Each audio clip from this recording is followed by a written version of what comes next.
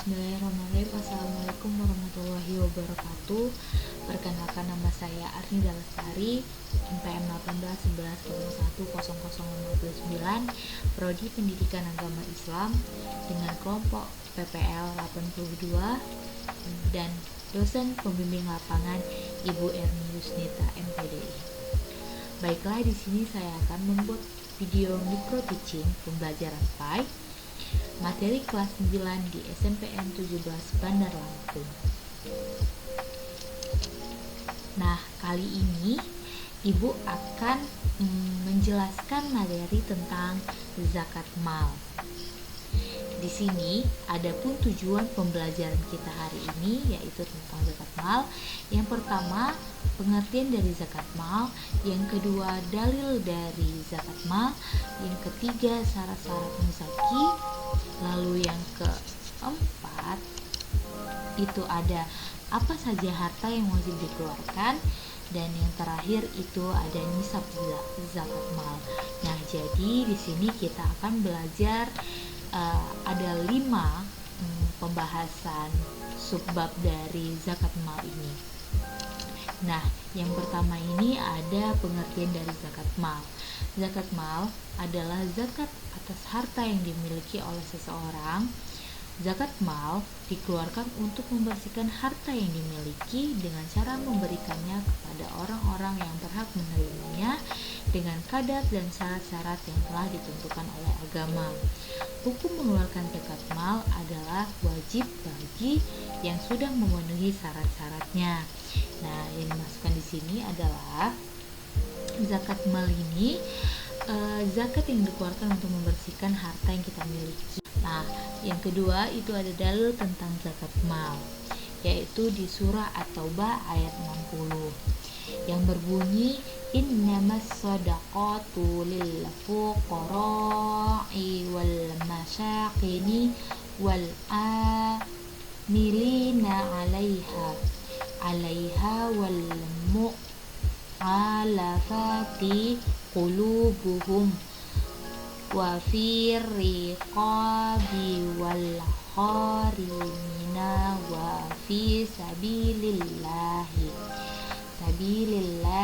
wa banis sabil faridotam minallah wallahu alimun hakim, yang artinya sesungguhnya zakat-zakat itu hanyalah untuk orang-orang fakir, orang-orang miskin, pengurus-pengurus zakat, para mu'alaf yang dibujuk hatinya, untuk memerdekakan budak, orang yang berhutang, untuk di jalan Allah, dan untuk mereka yang sedang dalam perjalanan, sebagai suatu ketetapan yang diwajibkan Allah, dan Allah Maha mengetahui lagi Maha bijaksana.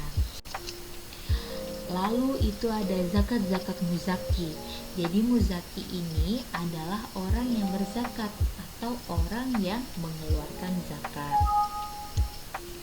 Nah, yang pertama itu ada beragama Islam. Yang kedua, merdeka. Yang ketiga, harta milik sempurna, tidak merupakan pinjaman pihak lain. Yang keempat, harta mencapai 1 nisab. Nisab adalah batas minimal jumlah harta sehingga wajib dikeluarkan zakatnya. Lalu yang kelima, sudah 1 tahun dimiliki. Lalu yang keempat, harta yang wajib dizakatkan. Dalam kajian fikih klasik, jenis harta yang wajib dikeluarkan zakatnya itu ada 5 macam, yaitu pertama emas atau perak, yang kedua harta perniagaan, yang ketiga peternakan, yang keempat pertanian, yang kelima harta temuan atau rikas. Nah, di sini kita akan bahas satu-satu. Yang pertama itu ada emas dan perak. Emas dan perak merupakan barang-barang berharga. Emas dan perak wajib dikeluarkan zakatnya adalah emas dan perak merupakan harta simpanan. Emas dan perak yang disimpan ini wajib dikeluarkan zakatnya apabila sudah dipenuhi dalam 1 tahun. Lalu yang kedua itu ada harta perniagaan. Harta perniagaan adalah harta yang diperdagangkan. Untuk harta jenis ini disyaratkan sudah 1 tahun dan sudah mencapai 1 nisab. Yang ketiga itu ada peternakan. binatang ternak atau peliharaan yang harus dikeluarkan zakatnya adalah kambing atau domba, sapi atau kerbau, dan unta. Lalu pertanian, yang dimasukkan dengan hasil pertanian dalam pembahasan fikih klasik adalah khusus yang memproduksi makanan pokok seperti beras, jagung, gandum, sagu, dan lain-lain. Zakat untuk jenis harta ini diberikan pada setiap panen, jadi tidak harus menunggu 1 tahun. Lalu yang kelima itu ada harta temuan atau rikas. Harta rikas adalah harta yang terpendam yang ditemukan. Harta ini sudah tidak bertuan lagi kalau seseorang menemukannya, harta itu menjadi haknya. Namun harus dikeluarkan zakatnya yaitu 20%. Jika harta rikas ditemukan di Indonesia, kita harus mengikuti ketentuan hukum positif Indonesia. Nah, yang kelima itu ada nisab zakat mal, yaitu emas dan perak. Nisabnya, jika kalian mempunyai 9,3 gram atau pendapat lain 85 gram dan perak 624 gram, maka kadar zakat keduanya yaitu 25%. Demikian halnya dengan harta yang disimpan yang tidak berwujud emas, misalnya berbentuk uang yang ditabung, juga harus dikeluarkan zakatnya. Besar nisab dan zakatnya disamakan dengan nisab zakat emas. Jadi kalau kita mempunyai uang senilai 85 gram, maka kita mengeluarkan kadarnya sama yaitu 2,5%. Lalu yang kedua itu ada harta perniagaan. Nisabnya yaitu senilai dengan emas yaitu 90,6 gram, pendapat lain 85 gram. Kadar zakatnya 25%. Yang C, peternakan. Nah, jika kamu mempunyai kambing atau domba, maka nisabnya memiliki 40 sampai 120 ekor, maka zakatnya yaitu 1 ekor umur 2 tahun. Lalu jika kamu memiliki 121 sampai 200, maka 200 ekor umur 2 tahun dan seterusnya. Setiap bertambah 100 ekor kadar zakatnya ditambah 1 ekor. Jadi setiap kamu bertambah kambing atau dombanya 100, maka itu kadar zakatnya ditambah 1 ekor. Nah, ya misalnya ada sapi atau kerbau.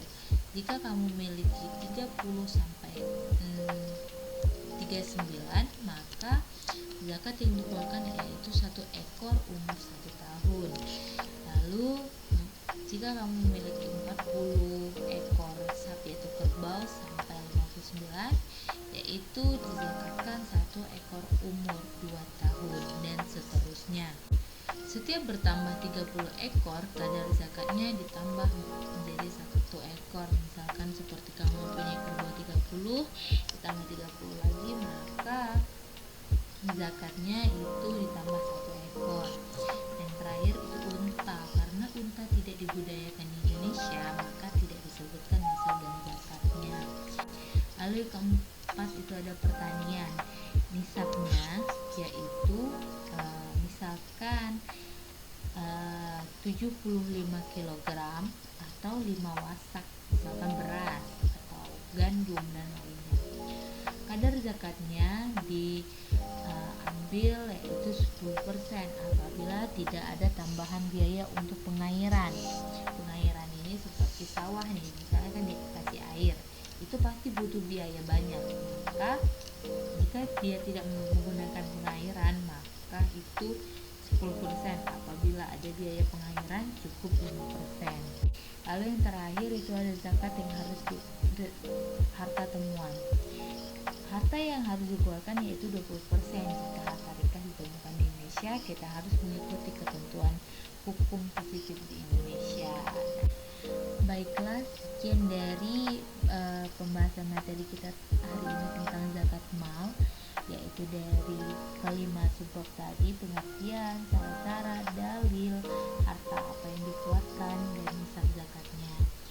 Nah, ada yang mau ditanya atau ada yang kurang jelas?